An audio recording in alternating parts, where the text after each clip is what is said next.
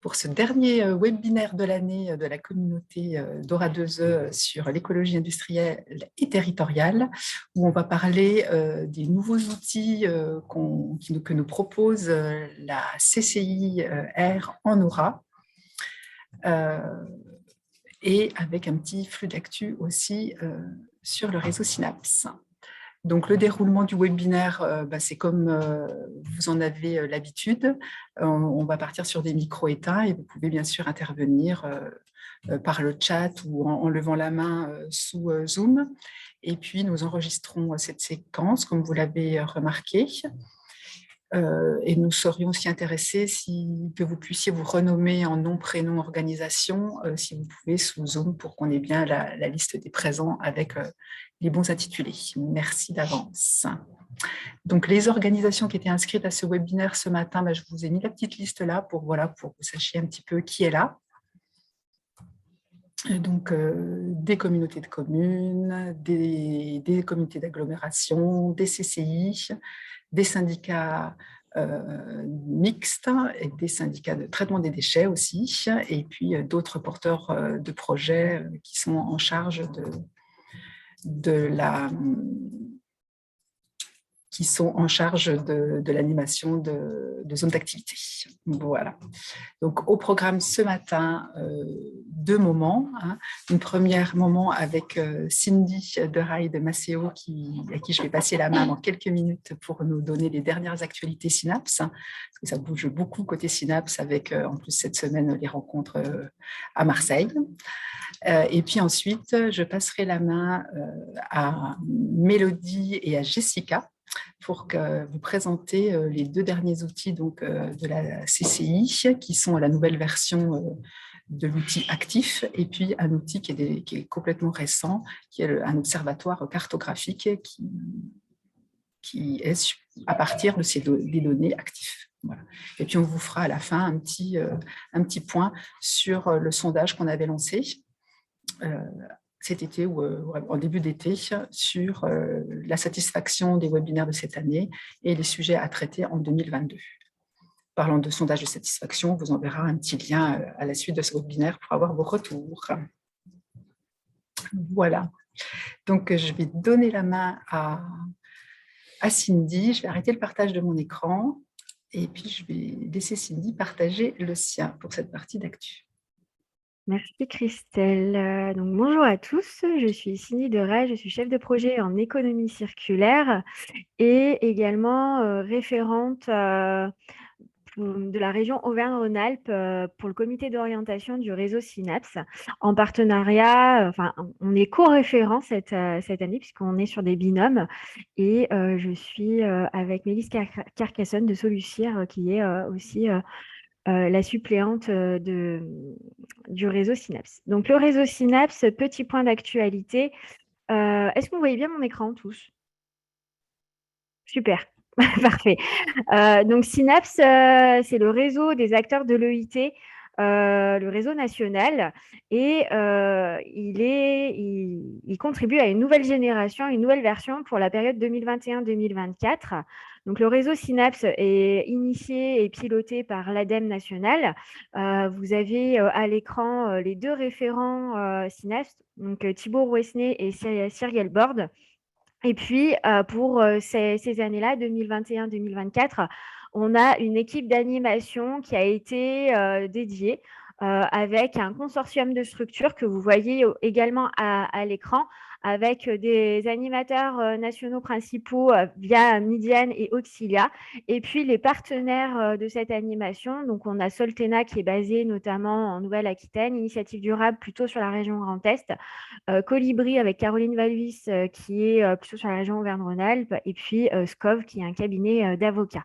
Donc, voici la nouvelle équipe d'animation du réseau national de l'EIT. Cette nouvelle version de Synapse a quelques éléments complémentaires sur les outils qui peuvent être conduits. C'est-à-dire qu'au niveau de sa structuration, donc on a un comité de pilotage et un comité d'orientation. Le comité de pilotage, c'est les personnes que vous venez de voir. Le comité d'orientation, ce sont les élus référents. Les élus référents. Les personnes les personnalités qualifiées de chaque région, des bureaux d'études et de la recherche. Pour structurer ce réseau, il se construit via l'animation de rencontres, notamment les RNEIT qui ont eu lieu lundi et mardi à Marseille. C'est l'alimentation aussi d'espaces numériques via une plateforme numérique, du partage de documents, une expertise juridique, ça c'est la nouveauté, la production d'outils partagés et puis favoriser la montée en compétences des acteurs. Petite nouveauté par rapport au Synapse de 2018, il y a vraiment une volonté de structurer la montée en compétences des animateurs de l'EIT, de favoriser les rencontres et les échanges avec les réseaux d'entreprises pour les inclure vraiment dans cette dynamique EIT nationale, d'opérationnaliser tous les accompagnements et puis d'aller vers la pérennisation des démarches EIT en France. Donc ça, c'est vraiment une des volontés du réseau Synapse sur 2021-2024. Si je vais un peu plus loin, pour parler du comité d'orientation et comment il se structure, puisqu'il est tout nouveau aussi. Le comité d'orientation a pour principale mission de piloter le réseau Synapse et de suivre ses activités, de partager une vision stratégique du déploiement de l'EIT en France et puis de contribuer à l'évaluation et à la pérennisation de l'EIT en France. Donc ça, c'est ces trois objectifs, ces trois principales missions, tout en sachant que chaque membre du comité d'orientation a pour vocation d'être un lanceur d'alerte, de partager les informations, que ce soit dans un sens comme dans un autre, il y a du national vers le régional ou du régional vers le national, et puis d'être un réel ambassadeur de l'EIT, tout en sachant que l'engagement, c'est de participer à 2 réunions annuelles et de participer aux enquêtes d'évaluation de la maturité des démarches EIT en France. Concernant la composition du réseau Synapse, donc là, je vous ai fait une carte résumée de tous les acteurs qui sont membres du comité d'orientation. Donc, vous voyez, pour la région Auvergne-Rhône-Alpes, nous sommes 2, avec la nouveauté également sur ce nouveau Synapse d'avoir des titulaires et des suppléants. Donc, les titulaires, c'est les personnes en violet foncé, les suppléants en noir. Et puis, vous avez aussi les référents des bureaux d'études et de la recherche qui sont sur d'autres couleurs, donc en vert et en rose sur la carte. Donc, si vous avez des choses à nous faire remonter, partager et qui serait bien soit de lancer l'alerte, soit de mettre un point d'attention sur un sujet concernant l'EIT, n'hésitez pas à me contacter ou à contacter Mélisse. On sera ravis de vous accompagner et de faire le relais par rapport au comité d'orientation. Donc, je vais rentrer plutôt dans le vif du sujet sur vers quelles actions, quelles activités le réseau Synapse va s'orienter avec quelques focus thématiques et actualités sur Synapse. Une des premières actions, c'est vraiment le référencement, la visibilité et les inspirations. Ça, c'est quelque chose de net, de clair. Et vous avez dû voir mes mails passer pour remplir un tableau de recensement pour savoir si les démarches étaient actives, suspendues, encore en réflexion, abandonnées. Je vous l'ai demandé il y a quelques semaines de là. Ce tableau sert au référencement des démarches EIT locales, voir où elles en sont, voir les situations et de remonter vraiment quelles démarches sont continues et quelles démarches sont actives au niveau national. A contrario, tout ce référencement qu'on remonte au niveau national permet de rendre visibles ces démarches-là et de faire partager des retours d'expérience, des initiatives inspirantes sur l'EIT vers les territoires. C'est-à-dire qu'on remonte toutes les initiatives au niveau national et à l'inverse, le national fait une cartographie pour permettre à chacun de s'inspirer et de contribuer à poursuivre et à pérenniser les démarches EIT via des retours d'expérience. Donc, concernant le tableau, alors, je tenais à vous féliciter tous vraiment pour votre contribution parce qu'on est arrivé à recenser 38 démarches EIT sur la région Auvergne-Rhône-Alpes. Donc là, vous voyez, c'est les autres référents qui ont recensé aussi les démarches. On arrive sur un bon quota de démarches qui sont initiées sur le territoire Auvergne-Rhône-Alpes parmi toutes les autres régions. Et cette initiative-là, ce référencement-là, va permettre de créer une cartographie interactive des démarches EIT à l'échelle nationale. C'est-à-dire qu'il va y avoir, c'est quelque chose qui a été expérimenté notamment sur la région Occitanie. Vous voyez d'ailleurs la carte ici. Donc là, vous voyez en orange le périmètre de la région Occitanie. Et puis, vous avez en bleu les démarches EIT qui sont initiées sur le territoire. L'idée, c'est de faire cette cartographie qui s'est faite en Occitanie sur le territoire national. Et donc d'avoir vraiment cette visibilité sur les démarches EIT qui sont référencées au niveau national. Ça permet à la fois d'être un outil de visualisation cartographique, mais également un outil de recherche et de mise en contact des animateurs. Et il y aura également sur cette cartographie une possibilité de filtre, notamment 4 filtres, c'est-à-dire qu'on peut filtrer la démarche EIT soit par région, soit par typologie de porteurs, qu'on soit une Comcom, une métropole, une association, un syndicat, etc., soit par typologie de territoire, qu'on soit urbain, rural, une zone d'activité ciblée, et par niveau de maturité, c'est-à-dire est-ce que la démarche est plutôt en état de réflexion, en émergence, est-ce qu'elle est bien avancée, est-ce qu'elle est en phase de pérennisation avec un business model bien rodé. Donc voilà, cette cartographie va permettre vraiment d'être utilisée comme un outil. Et le premier recensement a été fait là. Il a été présenté lors des rencontres nationales de l'EIT à Marseille cette semaine. Et l'idée, c'est d'arriver à une réelle carte de ces démarches EIT sur le premier trimestre 2022. Concernant le référencement des démarches EIT en Auvergne-Rhône-Alpes, donc il y avait pas mal de porteurs de projets qui m'avaient fait un petit retour mail sur l'état d'avancement de leur démarche, leur statut, et qui m'avaient demandé justement de partager s'il était possible d'avoir cette vision globale du tableau finalisé. Donc le voici à l'écran.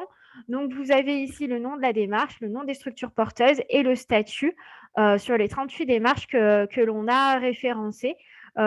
Et de savoir lesquelles sont actives sur le territoire, plutôt en réflexion ou qui ont été suspendues. Et on voit qu'on a notamment pas mal de démarches actives sur la région. Côté appui technique et montée en compétence des animateurs de l'EIT et des acteurs de l'EIT au niveau national, il y a 3 modes, enfin 3 activités et 3 actions qui ont été évoquées et qui vont s'initier aussi sur cette période 2021-2024. Tout d'abord, la nouveauté, une expertise juridique. Je ne sais pas si vous avez vu passer dans vos mails, mais il y a en ce moment un appel à candidature pour un accompagnement de 5 synergies par une avocate spécialisée. C'est-à-dire qu'à partir du moment où vous trouvez un point de blocage, notamment réglementaire, par exemple, on parle beaucoup de la sortie du statut déchet, voilà, des points de blocage quand on veut mettre en œuvre une synergie. Là, vous pourrez bénéficier d'une expertise juridique avec une avocate spécialisée dans l'environnement et dans ces questions réglementaires. Donc, l'appel à candidature a été initié il y a plus d'une semaine et demie. Il sera ouvert jusqu'au 30 novembre. Tout le monde peut candidater. Je vous ai mis ici le lien pour plus d'informations et le formulaire de candidature si vous êtes intéressé pour bénéficier de cet accompagnement juridique qui est complètement pris en charge via le réseau Synapse. Tout en sachant que cet accompagnement-là va aussi bénéficier à d'autres acteurs parce qu'il va y avoir des petites fiches retour d'expérience sur comment on a pu débloquer cette situation et arriver à trouver une solution pour répondre aux contraintes réglementaires trouvées notamment sur cette synergie-là. Deuxième activité, c'est d'accompagner les animateurs EIT sur l'ensemble des compétences nécessaires à la mise en place et la pérennisation d'une démarche, c'est-à-dire vraiment prioriser les besoins directement en lien avec ces démarches EIT. Donc, il va y avoir un recueil des besoins des animateurs de l'EIT, des points de blocage qui va être initié avec l'élaboration par la suite d'un catalogue de formation qualitative qui sera diffusé en 2022. Et ce catalogue de formation va bien sûr déboucher sur la proposition de formation dans le domaine de l'écologie industrielle et territoriale, ouvert à tous. Et donc, avec, si vous le souhaitez, plus un approfondissement sur les capacités, compétences que vous pouviez avoir besoin pour la pérennisation de démarches EIT. Et enfin, dernière activité, c'est de promouvoir la pérennisation des démarches EIT nationales, notamment à travers des travaux qui sont menés sur des modèles économiques de démarches EIT, sur l'évaluation des démarches EIT et sur la maturité des démarches EIT sur le territoire national, avec notamment un projet de simplification des LIFS. Donc là, je vous ai mis le calendrier qui a été partagé aussi aux rencontres nationales de l'EIT lundi à Marseille, où il y a eu une pré-présentation de l'Ellipse nouvelle version, avec notamment une simplification de l'outil, des tests notamment à faire sur cette première version, et puis une mise en ligne de cette nouvelle version, tout en sachant que cette nouvelle version d'Ellipse, qui va contribuer à l'évaluation, va se faire sur tout le temps d'animation du réseau nouvelle version de Synapse, donc sur la période 2021-2024. Donc ça, c'est ce qui concernait la montée en compétences. Si je vais un peu plus loin, un autre grand facteur, je vous en ai parlé, c'est le réseautage, de vraiment favoriser le réseautage, notamment en passant par la mobilisation des réseaux d'entreprises. Donc, il y a 6 réseaux notamment qui ont été ciblés, que vous voyez ici, qui ont été contactés. L'idée, c'est de déployer une feuille de route commune avec les principaux réseaux d'entreprises pour amplifier l'implication des réseaux dans l'EIT. L'idée, c'est après d'avoir une reprise de contact avec chaque référent et représentant régionaux et qu'on puisse faire le relais auprès des acteurs locaux et auprès des animateurs de démarche EIT pour favoriser la mobilisation et l'implication des entreprises dans les différentes démarches qui ont lieu sur les différents territoires régionaux.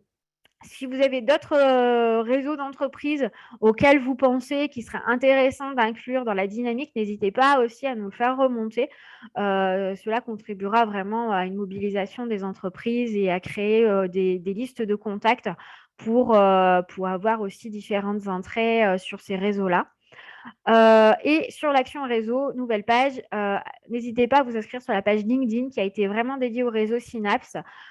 Pourquoi avoir créé cette page? C'est pour réunir vraiment tous les animateurs sous un même réseau, de renforcer la notoriété du réseau et puis d'annoncer et partager les dernières nouvelles, actualités, événements, groupes de travail sur cette page LinkedIn, tout en sachant que la majorité des personnes utilisent LinkedIn. C'est quelque chose d'assez simple. Donc voilà, la page a été créée et il y a toutes les actualités qui remontent. Donc là, par exemple, il y a eu toutes les actualités et les dernières nouveautés qui ont été annoncées pendant les rencontres nationales de l'EIT qui se sont déroulées à Marseille début de semaine. Un petit focus sur la mobilisation des entreprises, comme je le disais, la feuille de route où je vous ai mis un lien, c'est la première feuille de route qui a été élaborée. Vous pourrez aller la voir si vous voulez. Et ça va faire l'objet notamment d'un groupe de travail dédié pour voir comment on peut inclure ces réseaux d'entreprises dans le comité d'orientation Synapse, mais aussi en partenariat d'autres structures comme les CCI, les CMA, les CPME, etc. Nouvelle actualité aussi, c'est la création d'une nouvelle plateforme web qui a été lancée aussi ce début de semaine.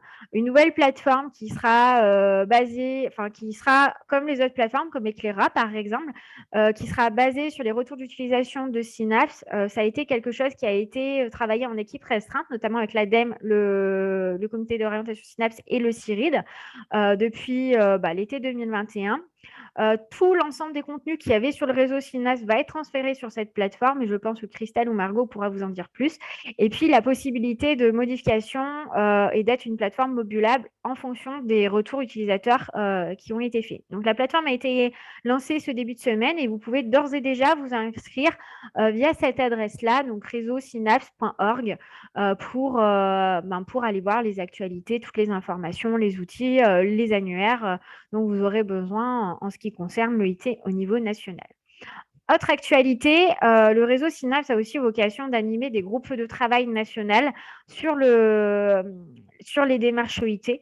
Il y a 8 thématiques de groupe de travail qui a été annoncé, pour lequel les membres du comité d'orientation ont dû voter. Et le premier groupe de travail qui a été choisi, c'est le modèle de développement pour l'EIT et les modèles de développement, et les modèles économiques associés. Donc ça, c'est le premier groupe de travail qui va être initié en 2022. Les autres groupes de travail sont des sujets qui sont en réflexion, qui vont être travaillés et sur lesquels il y a eu déjà des des actions et des ateliers de mener, notamment mardi à Marseille, que ce soit sur le secteur du bâtiment ou sur les freins ou comment argumenter auprès des élus, des entreprises et de la population.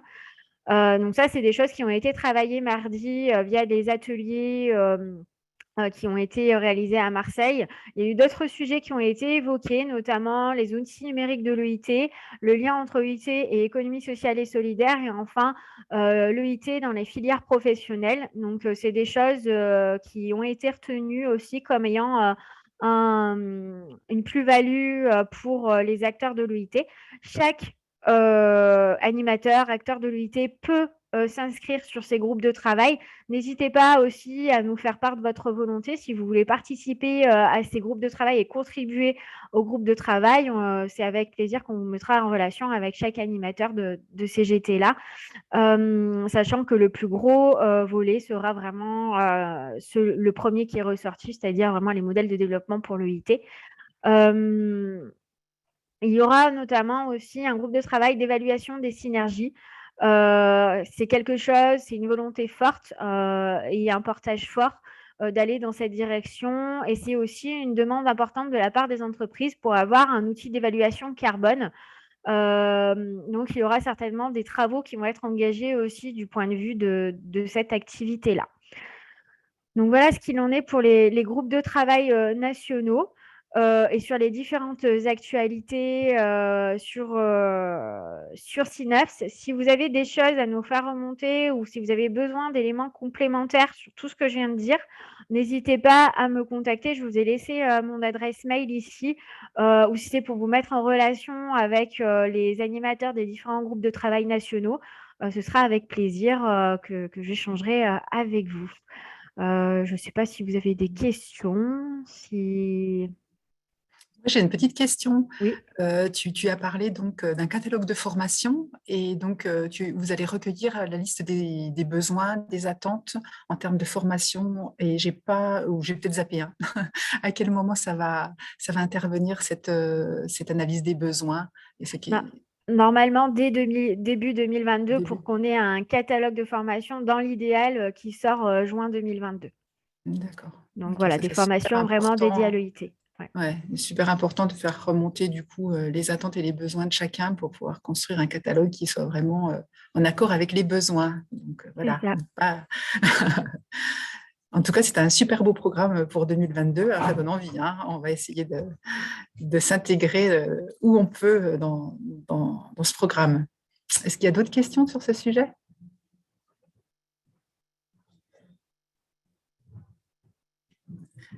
Je n'ai rien dans le chat. Sinon, vous pouvez prendre la main, ouvrir votre micro et prendre la main.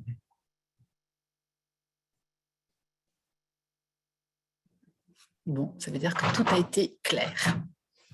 Parfait. En tout cas, n'hésitez pas et puis merci beaucoup. Donc maintenant, je vais passer la parole à Jessica et à Mélodie pour la partie centrale de ce webinaire autour des outils de la CCI. Et donc, je laisse Jessica partager son écran. Est-ce que ça fonctionne ? Alors, ça va venir, ça va venir. Non, pour l'instant, tout à l'heure, ça marchait très bien. Là, hop là. Voilà, si, ça y est, ça fonctionne. Ça arrive, ouais, super. Super. Ben, déjà, merci beaucoup de nous donner l'occasion de présenter ces outils. Donc, je vais avec Mélodie. Donc, moi, c'est Jessica Puech. Je suis chargée de mission économie circulaire à la CCI Occitanie. Et je vais vous présenter avec ma collègue Mélodie Rousseau de la CCI de Savoie 2 outils qui ont été développés par les CCI, 2 outils complémentaires pour accompagner les démarches EIT. Dans le premier, ça va être actif. Donc, je vais vous présenter rapidement sur PowerPoint, puis après, on passera sur l'outil si vous voulez bien. Et je vais vous faire d'abord un petit historique de l'outil. Donc, c'est un outil qui a été pensé et démarré par des animateurs EIT pour des animateurs EIT. Et depuis, c'est un outil collaboratif qui, à chaque fois, évolue en fonction des retours des collègues et des animateurs sur le terrain. On a une dizaine d'années d'expérience sur cet outil. On est à la 4e version et on pourrait se dire il commence à être un petit peu âgé. Non, non, à la 3e version, on a tout remis à neuf pour qu'il reste opérationnel. Voilà. Donc, il est présent dans les CCI régionales de France à La Réunion et à la Nouvelle-Calédonie. Et en 2019, j'avais recensé à peu près qu'on était présent dans 40% des démarches. Pour la partie, donc, à l'actualité, comme je vous disais, on a développé, grâce à un projet européen, on a eu un financement européen dans le PITEM, et avec un partenariat avec nos collègues de la CCI de Savoie, on a pu développer cette version qui est en perfectionnement jusqu'en décembre 2021. On a pu notamment prévoir un accès direct pour les entreprises. C'était une demande des animateurs qui voulaient que les entreprises puissent s'approprier aussi l'outil et les démarches et puissent saisir directement. On en a profité pour faire une migration on a la chance d'avoir une nomenclature officielle, donc on a migré vers cette nomenclature. On a revu le vocabulaire, puisqu'effectivement, il fallait que les entreprises puissent s'approprier assez facilement l'outil. Donc, par exemple, on ne parlera pas de flux, mais d'annonces, plus de flux entrants, de flux sortants, mais je recherche et j'offre. On a fait en sorte aussi que dans la recherche dans la nomenclature soit beaucoup plus intuitive. Et enfin, on s'est étendu dans le cadre de ce projet européen sur l'Italie. Donc, Active permet, c'est vraiment de permettre, quand on est sur une démarche, ce n'est pas à vous que je vais l'apprendre, on va avoir beaucoup de données et l'outil permet effectivement cette action-là, de manipuler beaucoup de données, d'avoir derrière un moteur de recherche pour travailler sur ces données et d'avoir aussi un moteur de recommandation de synergie. Donc, en gros, pour chaque entreprise que vous allez rentrer dans l'outil, vous allez demander, dis-moi toutes les synergies à tant de kilomètres sur un espace géographique qui sont possibles, qui sont envisageables. Donc voilà, donc vraiment le but c'est de stimuler les échanges, d'optimiser l'utilisation des ressources disponibles et puis de simplifier la mise à disposition des ressources grâce à ce système de petites annonces. Alors, juste pour expliquer un tout petit peu, on est sur des espaces géographiques qu'on appelle calques, qui vont de la taille d'une AIT ou d'un EPCI, excusez-moi, d'une collectivité, à la taille d'une région de la France. Alors, je vais vous amener directement, si j'arrive à faire le partage simplement, voilà, super, je vous amène directement sur l'outil. Quand vous allez arriver donc, sur la page principale, vous allez avoir à la fois les entreprises, donc là je suis sur un calque de démonstration, et à droite vous avez les entreprises et la localisation de ces entreprises. Donc ce que je vous propose, je vais directement aller sur une entreprise de démonstration pour vous présenter un petit peu ce qu'il en est. Donc, une fois qu'on est sur une entreprise, elle est bien sûr à droite, vous voyez, elle est géolocalisée. Quand on va créer une entreprise, ça peut être très simple. Donc, je vous montre qu'on va créer une entreprise. Effectivement, il y a peu d'informations obligatoires, notamment le nom d'entreprise, bien sûr, la filière. Des nouveautés, on permet maintenant, on peut en travers le SIRET, maintenant des associations peuvent aussi rentrer. Il y a le RIDET, c'est nos collègues de Nouvelle-Calédonie, et le Partita IVA, c'est pour nos collègues italiens. Donc, le code NAF aussi est obligatoire et après, voilà, l'entreprise est créée. Mais on a prévu au-delà que tous les animateurs puissent saisir toutes les informations dont ils avaient besoin, qu'ils avaient recueillies lors de leur contact avec les entreprises. Donc, le contact à minima, il faut le mail et après, effectivement, plein d'autres informations qu'ils peuvent recueillir et mettre dans l'outil. Avec notamment, je me permets un petit aparté sur les mots-clés d'entreprise. Ça va permettre, par exemple, sur un animateur qui fait une étude sur toute une collectivité, de pouvoir taguer aussi des entreprises, par exemple, s'il y a plusieurs zones d'activité. On a pensé à ça, de pouvoir travailler sur plusieurs zones d'activité séparément ou ensemble. Donc, voilà un petit peu pour vous présenter la partie entreprise, création de l'entreprise. On va avoir, quand on arrive donc sur cette fiche entreprise, toutes les informations qui ont été saisies, les utilisateurs, s'il y a des utilisateurs extérieurs, comme on vous a dit, comme on a ouvert aux entreprises, savoir si une entreprise s'est créée un compte, c'est rattaché, enfin, si un utilisateur s'est rattaché à cette entreprise. On va avoir les annonces, je vais revenir tout de suite dessus, les anciens flux, les synergies qui sont éventuellement en cours sur cette entreprise. La partie internationale, comme je le disais, on est en train de finaliser jusqu'en décembre cette partie-là et l'historique des actions des personnes qui sont intervenues sur cette entreprise. L'outil est vraiment pensé pour effectivement, le plus de l'outil, c'est que plusieurs animateurs vont pouvoir communiquer à travers l'outil et récupérer les informations. Donc, on aura l'historique à chaque fois de qui a fait de la saisie sur l'outil. l'entreprise qui l'a fait évoluer, qui a saisi des annonces. Donc, si vous voulez bien, on va retourner sur la partie annonce. Donc, là, on voit que l'entreprise, effectivement, je recherche, je propose et ce qu'elle propose. Et on va déposer une annonce. Donc, on a essayé, toujours pareil, un maximum. Alors, il y a peu d'informations obligatoires quand on saisit. On va avoir le type d'annonce, si c'est une offre ou une recherche, et si c'est dans la catégorie. Et on va avoir effectivement le stock, si la demande, le volume, je veux dire.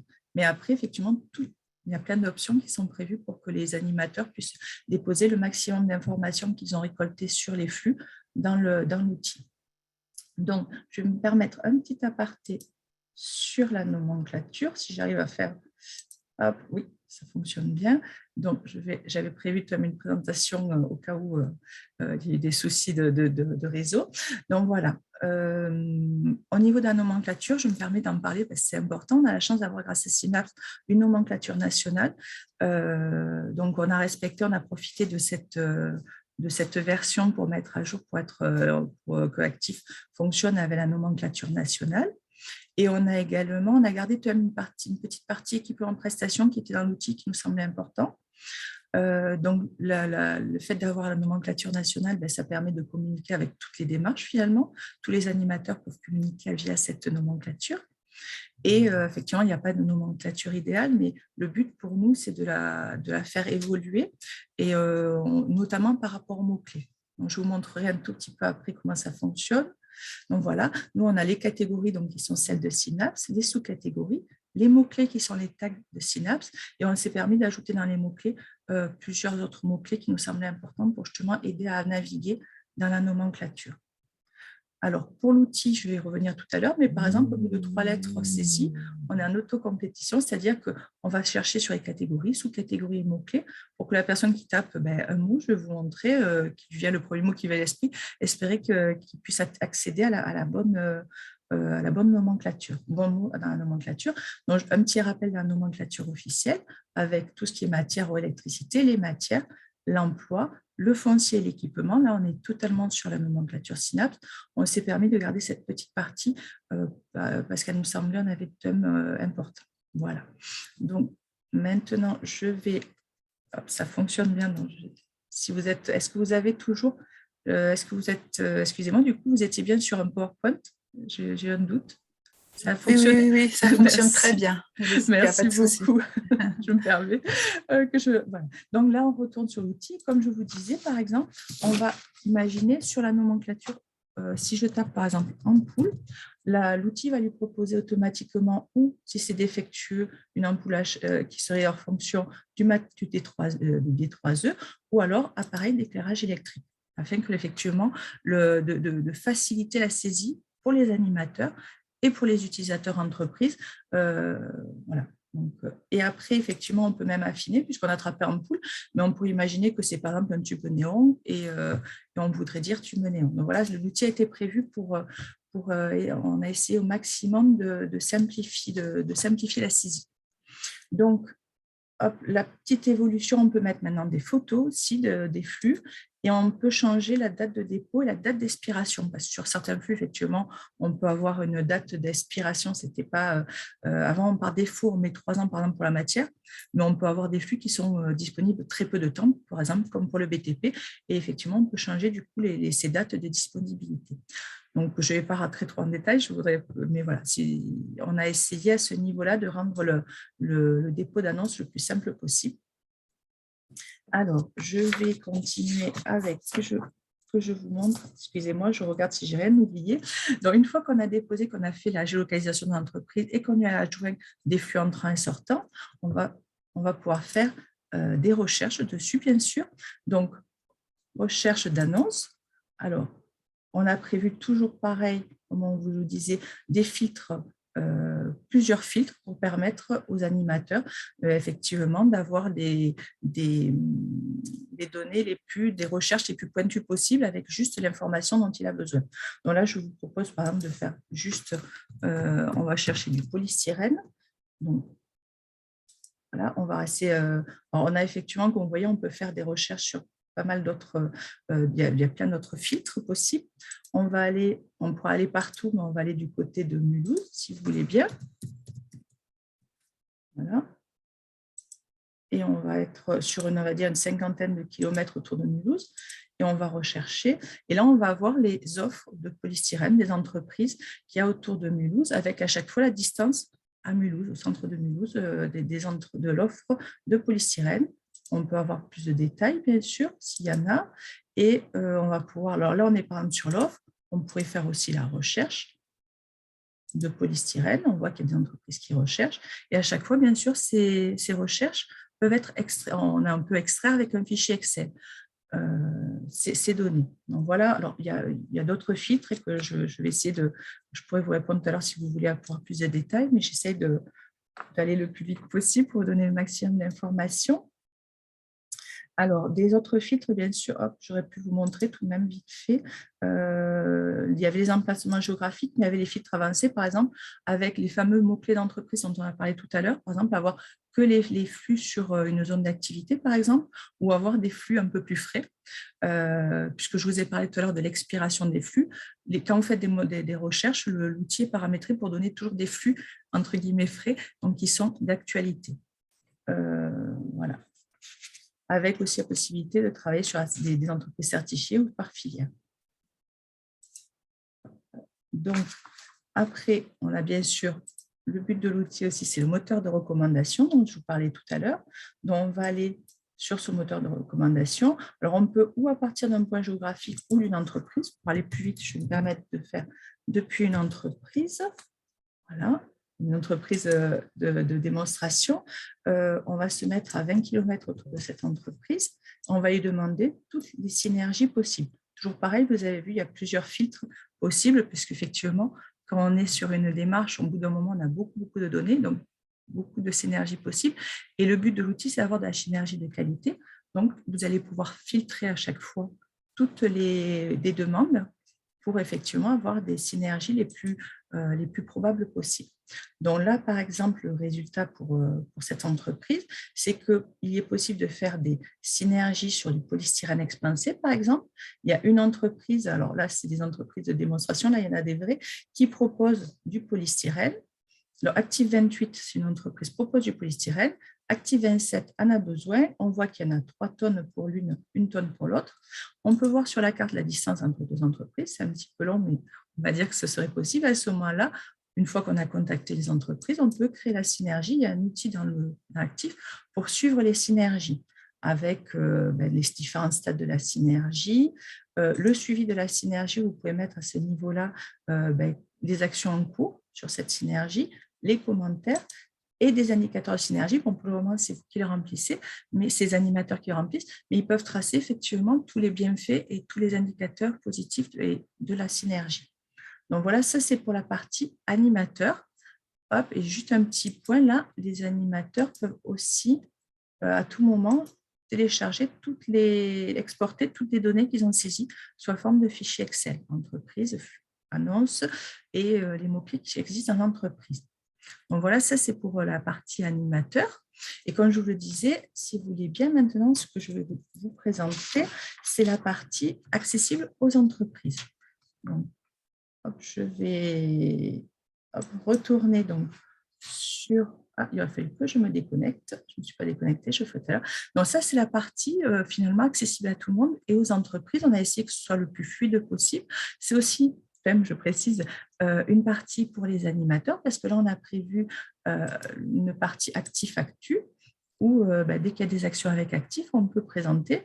Donc là, par exemple, Mélodie a une action prochainement avec Actif et elle a pu le présenter, mais tous les animateurs qui ont accès à l'outil peuvent nous demander de mettre des informations sur la plateforme. Je ne sais pas, Mélodie, si tu veux peut-être intervenir à ce niveau-là ou tu reviendras tout à l'heure sur ton animation. J'en profite rapidement pour faire un petit focus du coup sur cette actu.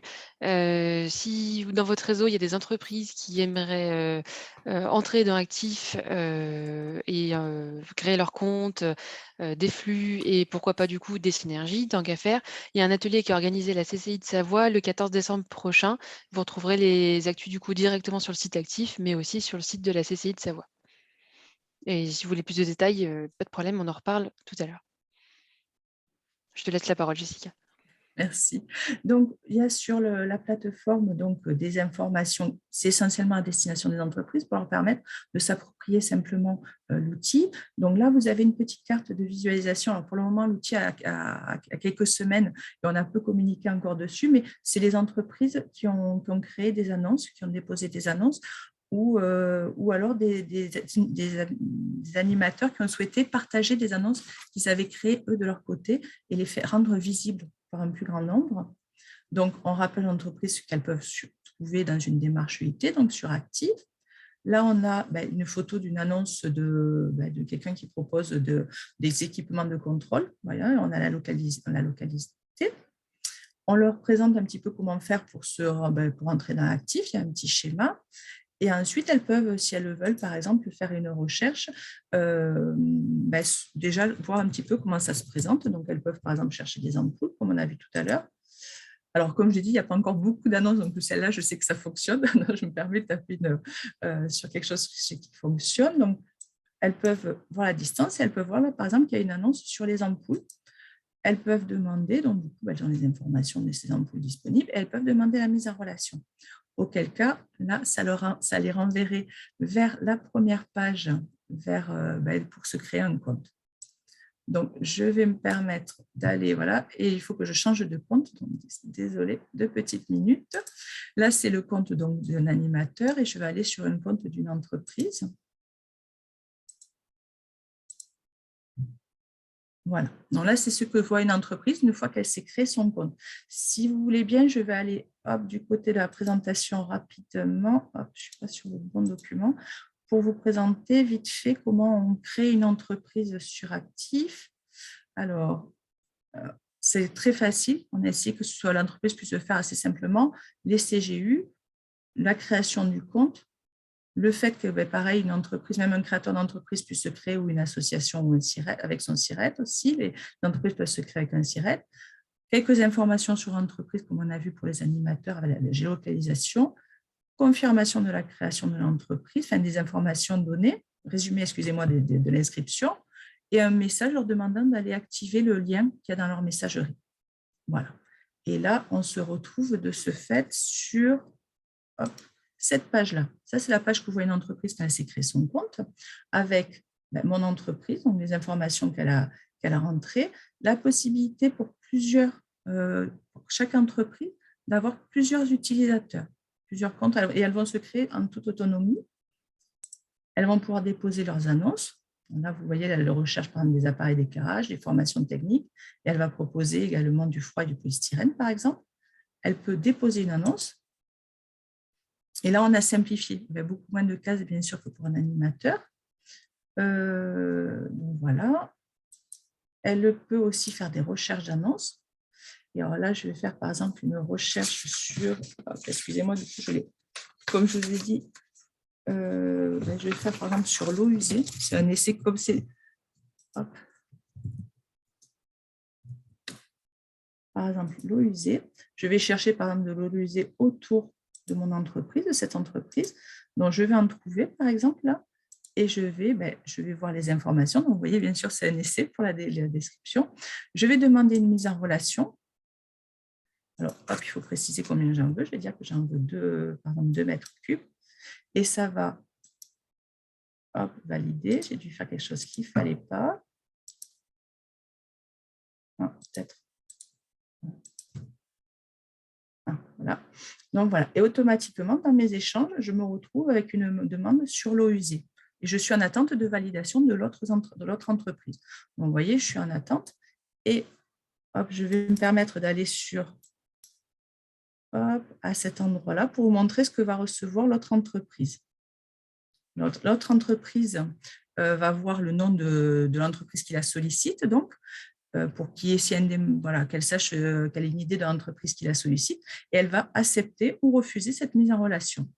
Auquel cas, si elle accepte cette mise en relation, les 2 entreprises vont se retrouver à cette étape-là, où c'est en construction, où elles ont des informations. Vous voyez, par exemple, là, c'est un échange sur du froid, et avec les contacts des entreprises, les 2 entreprises ont leurs coordonnées et peuvent, dès lors, rentrer en contact librement pour mettre en place la synergie. Bien sûr, l'information est envoyée par mail aux animateurs de la zone pour prévenir que les deux entreprises sont rentrées en contact.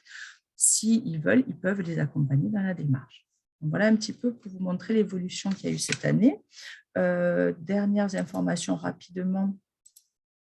Je sais que la sécurité est importante, donc effectivement, l'outil est hébergé chez Jaguar Network à Marseille sur des serveurs dédiés et chaque création de compte et chaque animateur a un compte nominatif, ce qui permet, comme je vous disais tout à l'heure, de faire que les animateurs puissent se consulter et voir sur une entreprise qui a contacté, qui a créé l'entreprise et pouvoir rentrer en contact avec l'animateur. Donc voilà, j'espère que, je vous ai donné, j'ai essayé d'être rapide, j'espère que j'ai tenu le temps, je crois que j'ai fait ça, je crois que j'y étais à peu près. Donc voilà, donc je vous ai donné toutes les informations rapidement sur Actif et comme vous avez vu, il y a des exports qui sont disponibles dans Actif qui vont être utilisés dans l'observatoire de l'UIT que Mélodie va vous présenter. Et si vous voulez, peut-être pour faire une petite interruption entre les deux, on peut peut-être répondre aux questions s'il y en a. Si j'ai peut-être pas, il y a peut-être des choses que j'ai pas assez développées. Donc voilà. Alors, il y a eu en effet quelques questions du coup dans le chat auxquelles j'ai commencé à répondre. Pour les questions qui viennent d'arriver, je répondrai après parce que du coup, je vais vous présenter l'observatoire de l'EIT juste maintenant. Ou peut-être que Jessica, tu pourras répondre pendant que je présente l'observatoire. Peut-être on peut faire une toute petite pause comme ça avec les questions, comme ça fait une ouais, on peut revenir dessus. coupure. Alors, pas de souci. La première question qu'on a eue, c'était la création de compte est gratuite et la mise en relation également. Donc, ça, c'est la réponse que j'ai apportée. Quand une entreprise veut créer son compte, c'est gratuit. Quand elle veut faire une annonce, c'est gratuit. Et quand elle veut demander une relation, c'est gratuit également. Le modèle économique d'Actif et qui en supporte le coût. Donc là, j'ai rapidement précisé, Jessica, tu pourras peut-être d'ailleurs apporter plus de précision que moi. Actif a d'abord été financé par l'ADEME, c'est ça. Alors, les deux premières évolutions, comme beaucoup d'outils, Actif a bénéficié d'un financement de l'ADEME à moitié CCI, donc la moitié de la CCI, à chaque fois, il y a moitié CCI, moitié ADEME pour les premières évolutions. Pour la dernière évolution, effectivement, c'est le projet européen qui a supporté l'évolution. Le modèle économique actuellement, effectivement, c'est gratuit pour les entreprises. Par contre, c'est effectivement payant pour les collectivités et les animateurs de façon générale quand ils veulent rentrer, accéder à l'outil. Par contre, je n'arrive pas à accéder aux questions, désolée. Voilà. Elles sont dans le chat. Et la dernière question, donc complètement gratuit, comme on vient de le dire, non, pas complètement, puisque oui, c'est gratuit pour les entreprises, mais ça ne l'est pas, du coup, pour la partie animation. Donc, on a oui, on a une idée du coup, il y a un tableau plus précis qu'en possession de Jessica, et dans ce cas, ça, on y reviendra plutôt dans un second temps, parce qu'il y a des modalités différentes. Pour le partage de ressources humaines et le mode de contractualisation, Jessica, tu as des précisions là-dessus? Alors, comment se passe le partage de ressources humaines? Excusez-moi, par contre, ça, c'est possible d'avoir plus d'informations sur cette question. Je ne comprends pas trop, désolée. Oui, bonjour, Isabelle Brison. Oui, c'est juste pour savoir comment ça se passait. En fait, c'est une entreprise, comme pour une ressource matérielle, hein, qui va dire, moi, par exemple, j'ai, je sais pas, un comptable qui n'est… oui. C'est ça, hein, c'est bien ça. Oui, il s'agit de partager un comptable. Oui, tout à fait. Et dans ce cas, le comptable reste salarié de l'entreprise A et mis à disposition de l'entreprise B avec un contrat. Voilà, c'est ça la question. Tout à fait. Alors là, effectivement, l'outil accompagne pas ce niveau-là, c'est l'animateur qui va accompagner. On sait très bien que ça va être ou des groupements ou du partage. Alors, il y a des contrats, effectivement, qu'on peut trouver gratuitement sur Internet, notamment au niveau du gouvernement, ils avaient mis en place des contrats. Mais effectivement, c'est là que ça reste un outil, je dis, et c'est là que les animateurs ont toute leur place et ont toute leur valeur ajoutée. C'est très important, l'humain au milieu de tout ça. Et c'est vrai qu'un accompagnement, on a vu il faut des contrats, effectivement, et un accompagnement plus approfondi grâce à l'animateur. Voilà. Donc, tout à fait dans l'outil, ça répond à la démarche, à la nomenclature EIT. Donc, effectivement, il y a toute la liste des ressources humaines qui sont prévues au niveau de l'emploi. Et en parallèle, on va développer aussi de la documentation pour essayer d'accompagner les entreprises justement sur la partie un peu plus juridique, contractualisation et aussi sur les ressources humaines. Donc, il y a une documentation qui est en préparation et qui sera publiée au fur et à mesure sur le site. D'accord. Excusez-moi, Olivier Gillet, l'ADEME, je me permets de compléter. Un des chantiers Synapse 2022, mais ça a été cité, c'est justement de travailler sur l'aspect juridique.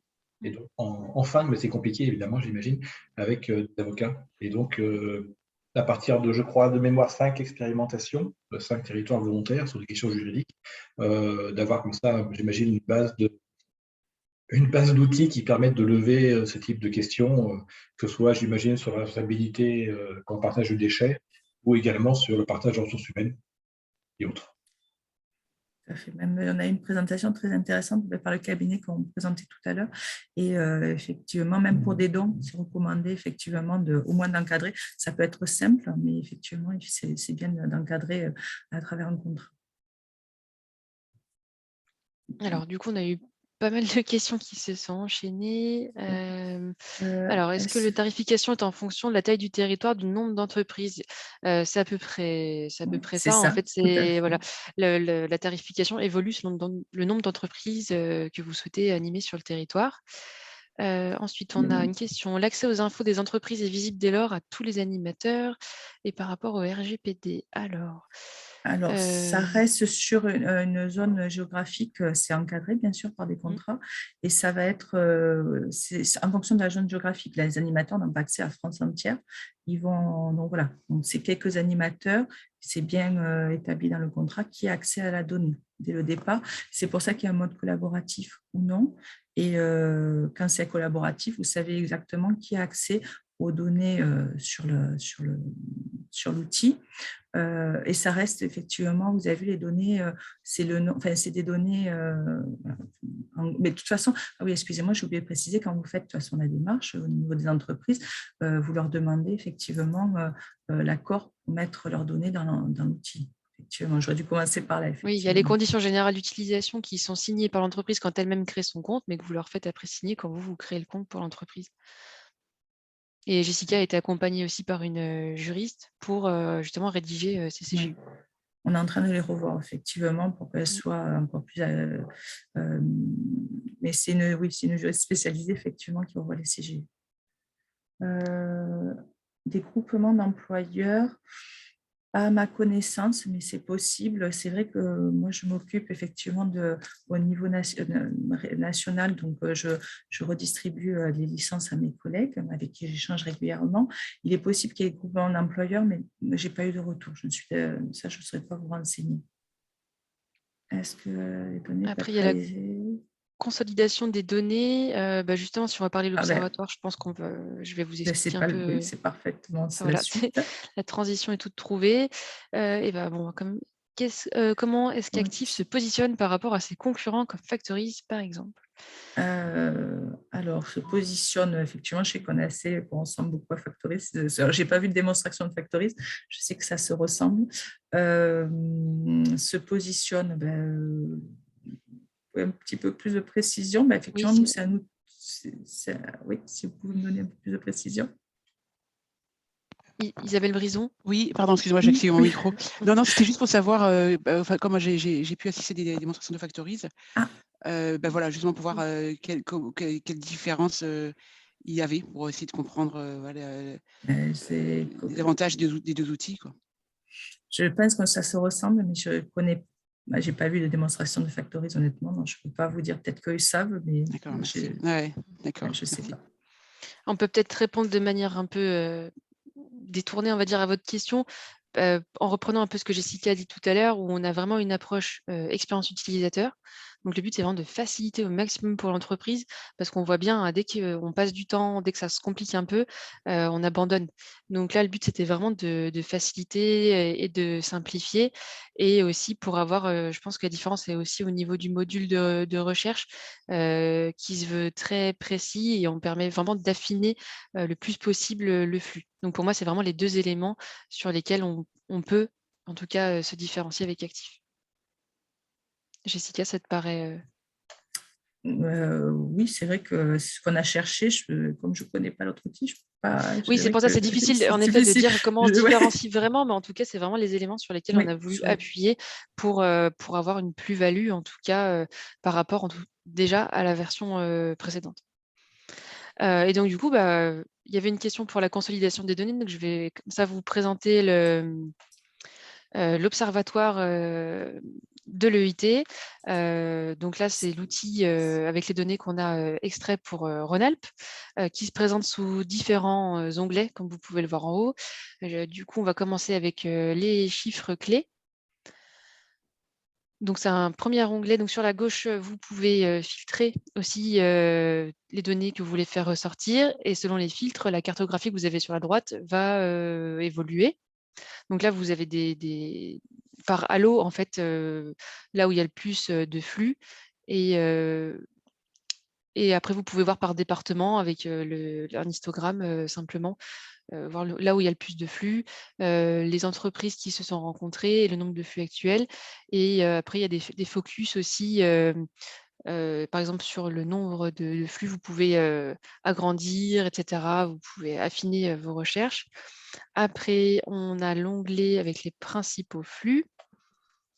Donc, les chiffres clés voilà, c'est ça. Justement, c'était exactement ça le focus que vous pouvez avoir, où on répartit par famille de flux sur un graphique. Et à gauche encore, vous pouvez filtrer, etc. Donc vraiment, pour pouvoir visualiser la donnée selon ce que vous voulez en faire ressortir, tout simplement. Donc voilà, là on arrive sur les principaux flux. Donc sur le même principe, la cartographie va évoluer et vous pouvez choisir si vous voulez voir les répartitions de flux entrants et sortants, ou si vous voulez regarder par grande famille. Vous allez pouvoir aussi voir par département et affiner après par EPCI. Et tout à l'heure, Jessica vous parlait des calques qui sont en place sur Active. Donc c'est pareil, vous allez pouvoir voir selon votre calque, ou si vous en avez plusieurs, jongler entre les différents calques et affiner de manière géographique, mais aussi en fonction des catégories de flux. Ensuite, on va passer donc au flux et au volume. Donc là, moi, c'est un onglet que j'aime bien parce qu'on a vraiment tout de suite une vision globale de tout ce qui se passe sur le territoire selon toutes les catégories. Et après, vous allez pouvoir à nouveau affiner par région, département, EPCI et calque. Et donc, les données s'actualisent automatiquement en fonction des filtres que vous avez sélectionnés. Après, on aimerait aller plus loin parce que, par exemple, 1 956 356 mètres cubes, ça ne parle pas. Donc, on aimerait pouvoir parler en, je ne sais pas, en piscine, en baignoire, peu importe, mais avoir une unité différente pour que ce soit plus parlant. Donc, ça, c'est quelque chose sur lequel on va travailler aussi par la suite. Ensuite, vous allez pouvoir voir les démarches en cours, toujours avec le même système de filtre sur la gauche. Et là, on apporte une petite précision pour voir l'état d'avancement de la synergie. Si elle est en cours, en projet ou si elle est terminée. Vous allez pouvoir voir la répartition des synergies par département et retrouver le code couleur des synergies sur la cartographie. Excusez-moi, je suis sur la bonne diapo du coup, Mélodie, j'ai un doute. Non, c'est celle-ci. En fait, là, ce qui est en vert, c'est là où elles sont en cours. Ce qui est en orange, c'est là où elles sont en projet. Et là où c'est en rose, les synergies sont terminées. Et là, du coup, on peut passer à l'onglet suivant qui regroupe par EPCI. Donc là, pareil, selon le nombre de flux ou le nombre d'entreprises impliquées, vous avez une échelle de couleurs qui va vous permettre de visualiser rapidement que, par exemple, en Auvergne, c'est pas qu'il se passe rien, c'est peut-être que juste là, on n'a pas importé la donnée correspondante, mais en tout cas, sur ce filtre-là, on peut voir nettement que le Rhône, l'Isère et la Savoie sont les régions dans lesquelles il y a le plus d'entreprises impliquées. Et après, ça peut nous permettre de dire, bon, là, il faut que j'aille chercher peut-être plutôt en Haute-Loire, plutôt en Ardèche, ou après, selon, en affinant par EPCI, justement, voir quel EPCI est plus ou moins impliqué et aller travailler là-dessus. Comme vous voyez en bas, vous avez le filtre par département ou par EPCI. Et pour finir, je vais vous parler du coup de la visualisation des zones d'activité. Donc là, grâce à une base de données qui reprend les zones d'activité géographiquement, vous pouvez du coup observer ici qu'on peut choisir son département, choisir l'EPCI, voir la commune, et après vous allez voir les zones d'activité qui sont sur du coup ces communes ou ces EPCI, et voir le nombre d'entreprises impliquées par zone d'activité. Donc, les zones d'activité apparaissent en rose ici et les entreprises, donc vous avez des petits points. Et on peut voir, par exemple, en bas de la carte, donc on est sur un bleu plus foncé, donc il y a plus d'entreprises du coup qui vont se situer là, et après vous allez pouvoir naviguer sur la carte, zoomer, dézoomer, et comme ça du coup avoir, grâce aux données que vous aurez exportées dans Actif et importées dans cet outil-là, vous allez pouvoir voir comment se passent les démarches d'EIT sur votre territoire. Jessica, tu veux ajouter quelque chose là-dessus? Non, c'est tout bon. Super. C'est bon pour moi. Donc ouais, merci de votre attention alors. Vous avez peut-être des questions sur l'observatoire? Je pense qu'il va y avoir peut-être des petites questions qui arrivent. Il y en a une là de Cindy. L'observatoire est-il accessible à tous ou uniquement à ceux qui ont Actif? Alors, pour l'instant, c'est un outil qui nous appartient. Et après, c'est selon l'utilisation que vous avez d'Actif, on pourra voir pour créer un compte du coup sur l'observatoire et basculer vos données. Là, il faudra peut-être plutôt qu'on voit dans un second temps. Il faudrait que je me renseigne auprès de. Du coup, c'est Simon Méroli qui a beaucoup travaillé là-dessus avec la CCI du Var. Donc, n'hésitez pas à revenir vers nous dans ce cas par la suite. Alors, comment s'est-il construit? Je remarque beaucoup de référencement côté Est région, mais peu en Ouest région. C'est normal, c'est parce que c'est les données qu'on a extraites d'Actif que je vous montre là. Donc, ça dépend en fait de l'extraction que vous faites, tout simplement. Et du coup, comment se passe le lien entre Actif et l'observatoire? Vous parlez d'extraction, est-ce que c'est quelque chose qui se génère? Est-ce que c'est automatique? Voilà, alors comme Jessica du coup a montré tout à l'heure qu'on peut extraire du coup quand on est en animateur, vous allez dans votre profil, vous pouvez choisir ce que vous voulez extraire. Si vous voulez extraire les entreprises, les flux, il y a plusieurs, ou les mots-clés. Donc c'est une extraction sous forme d'un tableur Excel. Et après, il faudra qu'on rentre en relation du coup pour qu'on puisse injecter ces données-là dans l'observatoire et que vous puissiez les visualiser à ce moment-là. C'est pas automatique. Si la question c'était automatique en temps réel, non, c'est pas en temps réel pour le moment. Peut-être, mais pour le moment, effectivement, c'est pas encore immédiat. C'est un import d'un fichier Excel dans l'observatoire. D'accord, ok. Et je pense que ce qui va être peut-être plus difficile à suivre, c'est les synergies, puisque dans Actif, peut-être qu'une fois que les deux entreprises se sont mis en contact, elles ont pris leur mail et puis elles font leurs échanges, elles montent leur partenariat, mais après qu'elles aillent dans Actif pour dire on a fait ci, on a fait ça, toute cette donnée-là va être un petit peu difficile, j'imagine, à avoir, à recueillir. Et donc, c'est peut-être le rôle des animateurs, j'imagine, à ce moment-là, de continuer le suivi, parce que l'entreprise, elle a plus beaucoup d'intérêt à le faire. Oui, exactement. Alors, il y a la partie toujours animateur. La plupart des données, de toute façon, Synergie viendront de la partie animateur qui, eux, le complètent. S'ils veulent bien, ils vont compléter la partie Synergie, puisqu'il y a ces synergies que les entreprises vont créer toutes seules. Mais encore, je pense qu'il y a quand même des animateurs derrière. Il y aura toujours la partie animateur qu'on a vu, que je vous ai présenté en premier, et qui là, effectivement, je pense que les animateurs complètent plus facilement ces synergies. Et là, c'est de la donnée beaucoup plus exploitable. Là, cette partie. Et effectivement, ils pourront toujours, les données qui sont rentrées, les entreprises qui se créent dans l'outil en autonomie, toutes ces données-là sont quand même accessibles à l'animateur. Donc, il va pouvoir lui aussi compléter la suite de l'évolution, de la synergie. Je vois les remarques de Béatrice dans le chat pour les indicateurs. Je vous remercie. Je vais les prendre en compte et on verra dans quelle mesure on peut les intégrer dans l'observatoire.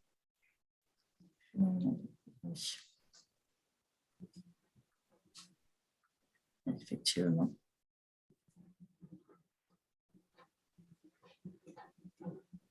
Non, je ne sais pas si vous avez encore d'autres questions. Est-ce qu'il y a d'autres questions? Ouais. Est-ce que... Et aujourd'hui, en termes de potentiel de synergie ou d'entreprise, est-ce que vous avez une idée des gens qui sont partants pour alimenter l'outil ou pas du tout? Non, pour rappel, je n'ai pas Mélodie. Toi, c'est peut-être plus... Ça va dépendre, je pense, effectivement. Ça m'étonnerait que spontanément, il y a quelques entreprises qui vont se créer, mais ça va dépendre effectivement de l'animation du territoire. C'est vraiment un outil de plus pour les animateurs. Le but, c'était vraiment qu'ils puissent gagner du temps, ne pas saisir déjà les entreprises, on va dire, et puis qu'ils puissent permettre aux entreprises de voir ce qui est finalement s'approprier les démarches. Donc, ça va dépendre beaucoup effectivement des animateurs sur le terrain, s'ils veulent ou pas se servir de cette partie de l'outil. C'est vraiment un outil en plus qu'on ajoute à leur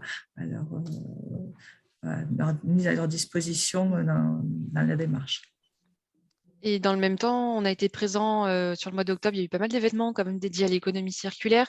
Il y a eu le forum de l'économie circulaire à Thonon. On était aussi présents, nous, sur Polytech.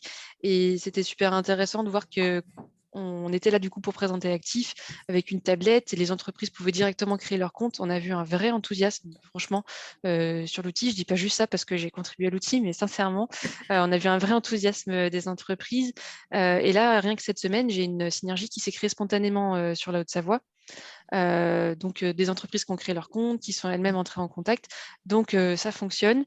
Et je pense que l'outil est suffisamment attractif et ergonomique pour permettre aux entreprises d'y aller et d'avoir aussi une certaine autonomie dans la création des flux et des synergies.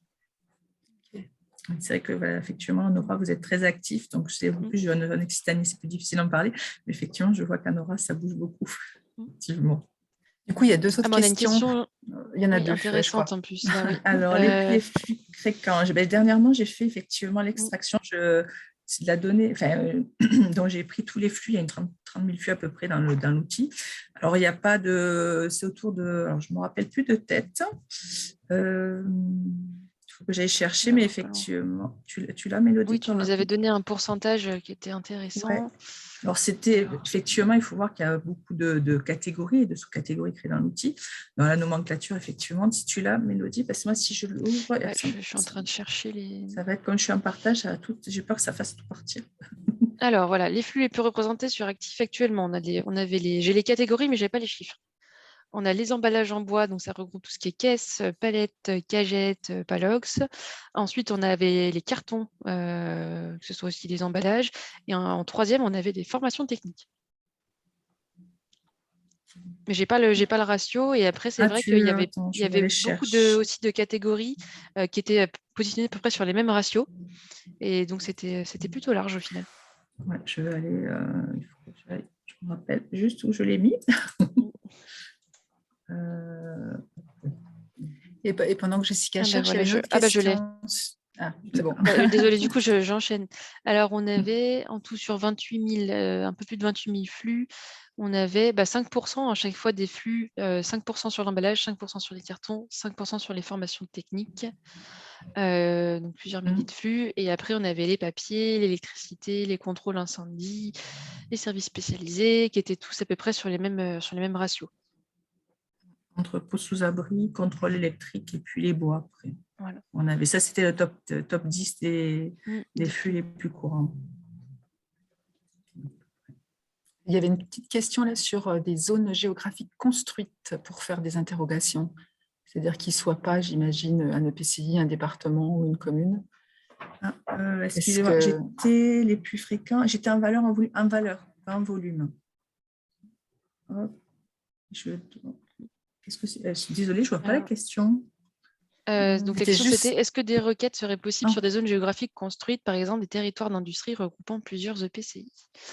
Oui. J'imagine qu'on parle plutôt de l'observatoire du coup. Ah, excusez-moi du coup. Oui, c'est ça, c'était moi j'ai posé la question, effectivement. Alors actuellement, c'est le fonctionnement qui est comme ça, mais je ne saurais pas vraiment vous répondre.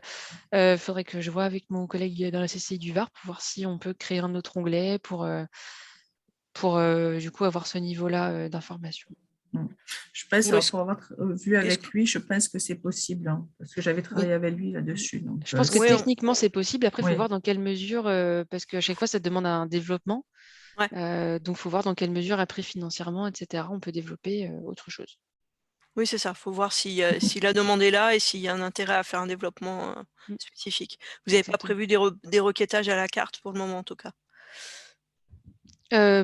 Non.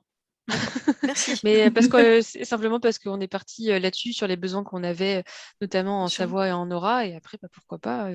Ça demande qu'à évoluer, en fait, ce genre de choses, justement, par rapport aux besoins terrain. Mm. Et je crois qu'on a fait le tour des questions. Oui, je crois qu'on a fait le tour des questions. Et merci beaucoup pour toutes ces questions très intéressantes, d'ailleurs. Eh bien, merci pour votre présentation. C'est aussi un outil, deux outils qui ont l'air très, très riches.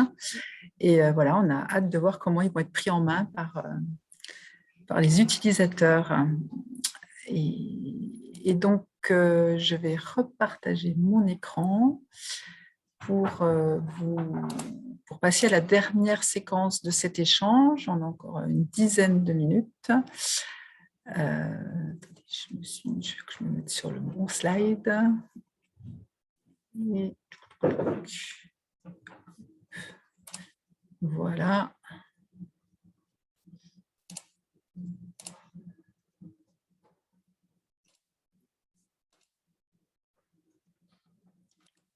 Voilà, et je vais laisser la parole. Ah, pourquoi ça me met là? Bon, ça ne veut pas. Je vais laisser la parole à Margot, qui va nous présenter un petit peu le résultat des enquêtes qu'on a fait à l'été dernier. Je vais couper mon micro.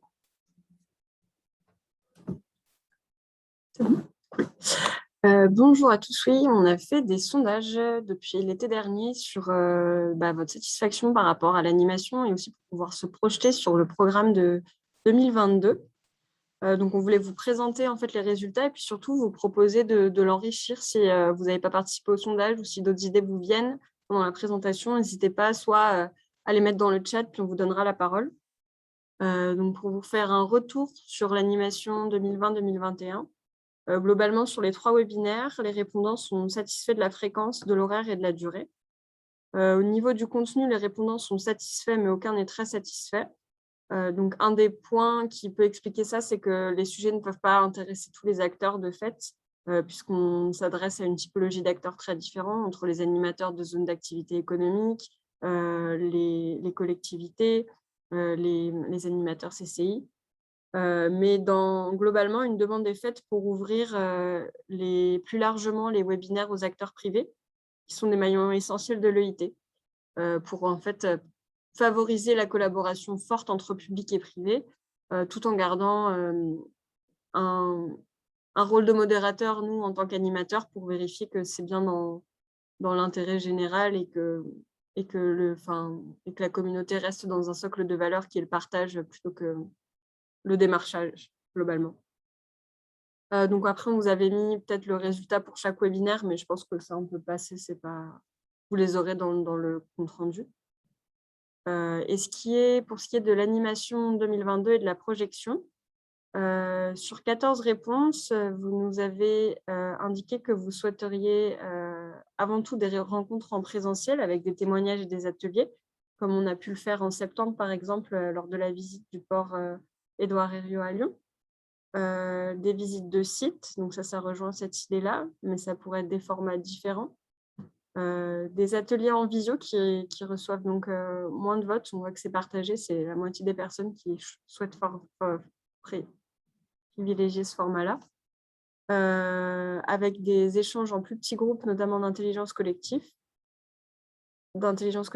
et des webinaires sous ce format actuel qu'on fait depuis quelques années avec des apports descendants et des questions-réponses.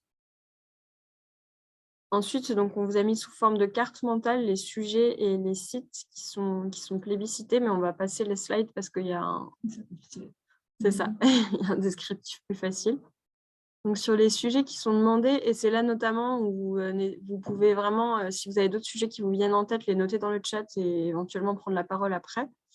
On a donc les leviers d'implication des acteurs économiques à une démarche EIT, la réutilisation des eaux usées, le développement des énergies renouvelables, la valorisation des ressources au sein d'un territoire, la mutualisation de services et d'espaces, comme les parkings, les actions inter-entreprises en faveur de la mobilité, l'EIT en lien avec la chimie, les déchets BTP et l'EIT avec les obligations réglementaires nouvelles sur le sujet, des retours d'expérience à plus petite échelle, pas seulement des métropoles, mais à l'échelle d'une petite intercommunalité, et peut-être plus d'initiatives avec peu de moyens techniques et financiers, les plans de tri interne, Terristory et les aides de l'ADEME.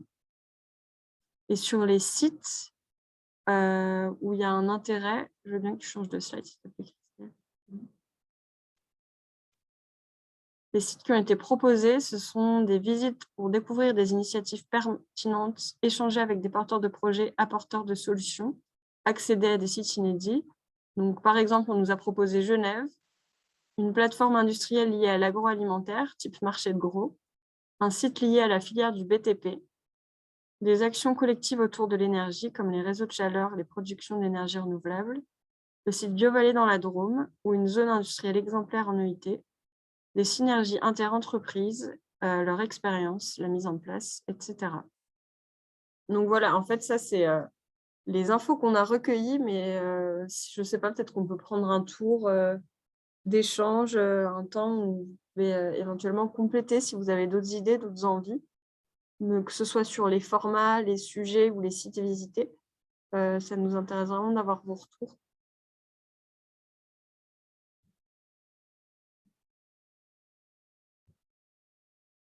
Et peut-être notamment, je vois qu'il y a pas mal de collectivités qui sont connectées aujourd'hui. Vous avez sans doute des besoins spécifiques qui ne sont pas ceux des animateurs de zones d'activité ou de responsables d'activités économiques. Donc, n'hésitez pas à prendre la parole aussi sur vous, les formats qui pourraient vous intéresser.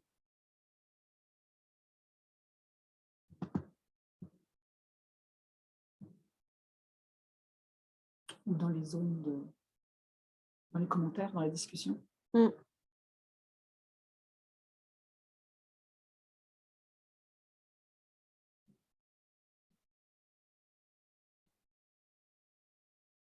Ou a posteriori par mail. Voilà. Vous n'avez pas l'air de vouloir trop vous exprimer, mais au pire, on vous renverra. Vous pouvez nous renvoyer un mail, oui, s'il y a des idées qui vous viennent. Il y a quand même Karine qui nous dit que les propositions sont très intéressantes. Merci, Karine. Bon. Et bien, s'il n'y a pas d'autres interventions, on va vous dire à bientôt. On se retrouve à partir de janvier. On ne Voilà. sait pas encore exactement comment se passera l'année prochaine, mais on sera là. Merci à tous. À bientôt.